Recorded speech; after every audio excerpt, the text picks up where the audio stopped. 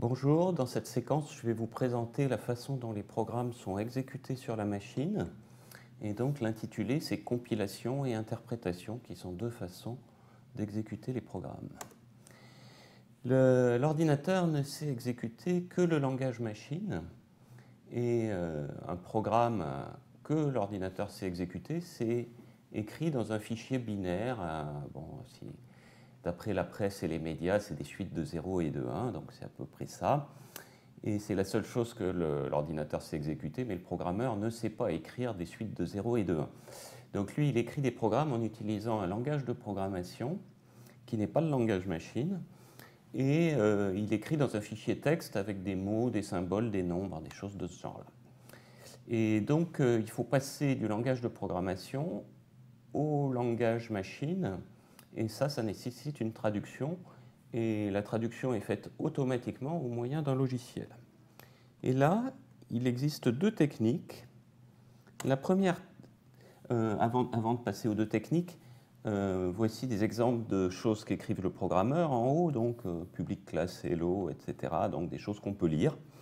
Et le programme exécutable par la machine, donc là c'est un programme, si c'est sous Windows, c'est un programme .exe, un fichier .exe, et on ne peut absolument rien comprendre à cette chose-là.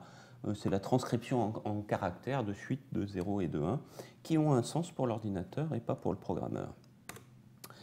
Donc les deux techniques, le cas 1, c'est le compilateur qui consiste à faire de la traduction comme un traducteur qui va traduire un livre. Il emmène le livre à la maison et un moment après, il revient avec le livre traduit.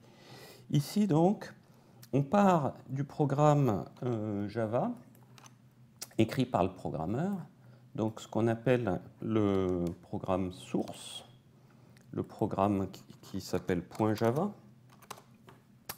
Et il y a une première étape dans notre processus d'exécution qui consiste à compiler le programme. Et le résultat de la compilation, c'est un nouveau fichier, un fichier différent, ce qu'on appelle le programme compilé, l'exécutable. Donc un ou plusieurs fichiers. Et cet exécutable peut être utilisé, peut être exécuté directement. Et donc, par exemple, s'il doit y avoir des entrées dans le programme, des choses, par exemple, qui viennent du clavier ou des choses qui vont à l'écran, ce sera à ce niveau-là, lors de l'exécution de ce programme exécutable, que ça va se faire. Il y aura les entrées et les sorties. Et vu que l'exécutable est un fichier, une fois qu'il existe, donc entrée en première approximation le clavier, les sorties en première approximation l'écran, l'exécutable c'est un fichier qu'on peut exécuter autant de fois qu'on veut. Donc de même que le livre, une fois qu'il est traduit, on peut le relire autant de fois qu'on veut, le programme exécutable qui a été compilé peut être exécuté autant de fois qu'on veut. Le cas 2, c'est un interpréteur, et là, l'analogie, c'est le traducteur simultané qui va traduire au fur et à mesure qu'on parle. Et là, le modèle est complètement différent. C'est que, en fait, il n'y a pas de programme binaire. Il y a juste le programme source, toujours le programme Java, et l'exécution se fait directement par un logiciel traducteur, exécuteur, si vous voulez, ce qu'on appelle un interpréteur, ou un interprète en meilleur français. Un interpréteur, c'est un peu l'anglais brut de fonderie. Mais bon, malheureusement, souvent dans le jargon informatique, c'est ce qu'on utilise. Et donc cet interpréteur va prendre chaque ligne, pour simplifier, chaque ligne de Java, la transformer en langage machine et l'envoyer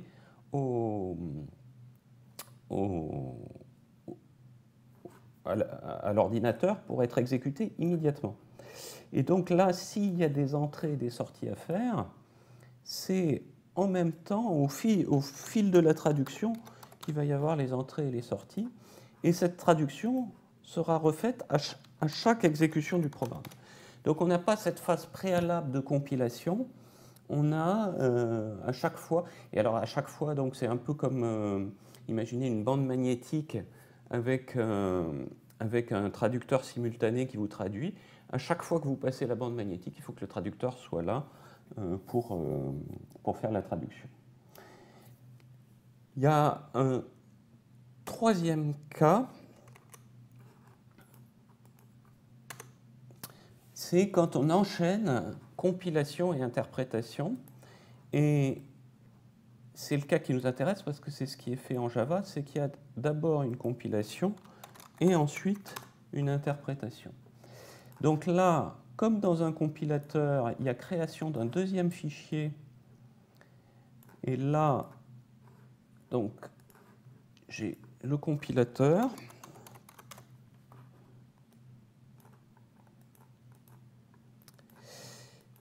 J'ai ici, non pas du binaire, enfin du binaire quand même, mais pas en langage machine, mais dans ce qu'on appelle le langage intermédiaire. Et c'est du code pour une machine qui n'est pas celle sur laquelle on exécute. C'est ce qu'on appelle une machine abstraite. C'est du langage machine d'une machine abstraite. Et pour l'exécuter, il faut un interpréteur qui va transformer ce code pour une machine abstraite en des instructions pour l'ordinateur sur lequel on fait l'exécution.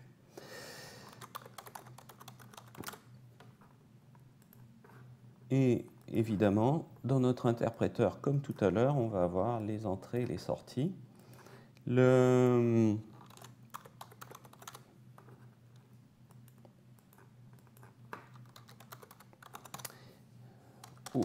Sortie.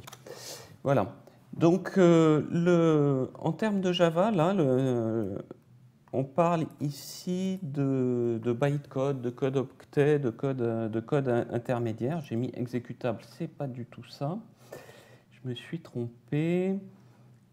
On va le jeter, on va mettre à la place code intermédiaire. Alors, généralement, un langage de programmation est lié à une méthode d'exécution. Donc, par exemple, le langage C, il est compilé, le langage Python, il est interprété, et Java, il est compilé et interprété. Donc, je vous ai donné un langage de chaque sorte d'exécution, de chaîne d'exécution, je dirais. Et pour chaque langage, il appartient à une des trois familles. Alors, ça ne veut pas dire que ce soit absolu. Par exemple, il existe des interpréteurs de C, il existe dans une certaine mesure des compilateurs de Python, enfin bon. Mais fondamentalement, le langage est quand même relié. Le C à son compilateur, le Python à son interpréteur et le Java à son modèle d'exécution sur lequel je reviendrai plus longuement. Alors, quels sont les avantages? Les avantages du compilé, c'est que c'est efficace. L'avantage de l'interpréter, c'est que c'est interactif et donc il peut se passer plus de choses à l'exécution. Il y a des choses l'exécution peut tenir plus compte de ce qui se passe au dernier moment. Et l'intérêt du choix de Java compilé plus interprété, c'est d'avoir un code intermédiaire portable, c'est-à-dire que le code compilé, vous prenez du C par exemple, le code compilé, il a été compilé pour une machine, et vous ne pouvez pas le transporter tel quel sur une autre machine. Le point exe d'une machine ne s'exécutera pas sur une autre machine. Alors qu'en Java, le code compilé, vous pouvez le transporter d'un Mac à un PC, il n'y aura aucun souci.